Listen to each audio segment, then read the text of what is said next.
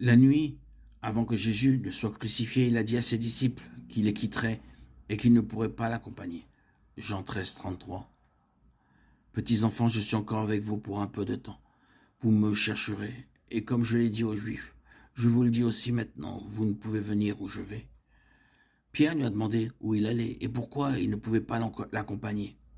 Et Jésus leur a assuré qu'il le suivrait un jour. Jean 13, 36, 37. Simon-Pierre lui dit, Seigneur, où vas-tu?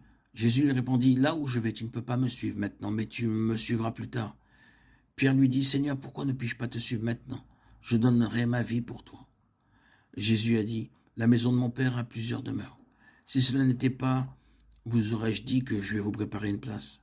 Et lorsque je m'en serai allé et que je vous aurai préparé une place, je reviendrai et je vous prendrai avec moi, afin que là où je suis, vous soyez aussi. Jean 14, 2, 3. Dans la version Jean 14, 2 dit « Il y a plusieurs demeures dans la maison de mon Père ». L'image évoquée par beaucoup de ceux qui lisent ceci est basée sur des idées courantes de demeure dans ce monde. Des poèmes sont écrits et des chansons sont chantées sur notre demeure juste au sommet de la colline. Mais le ciel est-il fait de vastes domaines imposants, dominés par des résidences opulentes? Chacun de nous a-t-il vraiment son propre presbytère? Une telle idée est injustifiée. Si l'on se base sur Jean 14, 2, le Seigneur nous assure qu'il prépare une place au ciel pour les siens, ceux qui sont venus à lui, par la foi. En attendant, le Saint-Esprit prépare les rachetés sur terre pour leur place au ciel. Un jour, tous ceux qui ont été rachetés par le sang de l'agneau feront partie d'une grande multitude dans le ciel que personne ne pouvait compter, tous debout devant le trône. Apocalypse 7, 9.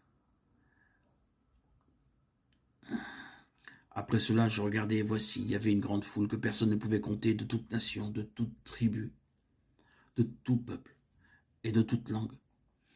Ils se tenaient devant le trône et devant l'agneau, revêtus de robes blanches et des palmes dans leurs mains. Ici encore, l'image est celle d'une multitude de personnes réunies, et non d'individus vivant séparément dans des demeures individuelles. Cette parole de Jésus a semé la confusion chez beaucoup de gens à cause de l'utilisation du mot demeure. Jésus ne décrivait pas les caractéristiques physiques du ciel. Il assurait à ses disciples qu'ils auraient une place permanente dans la demeure de Dieu.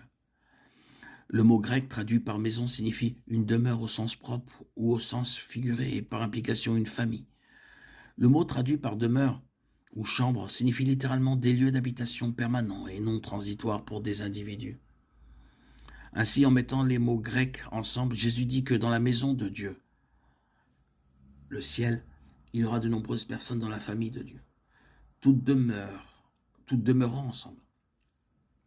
Dans la maison céleste de Dieu, les croyants vivront en présence du Seigneur comme des membres bienvenus de sa famille.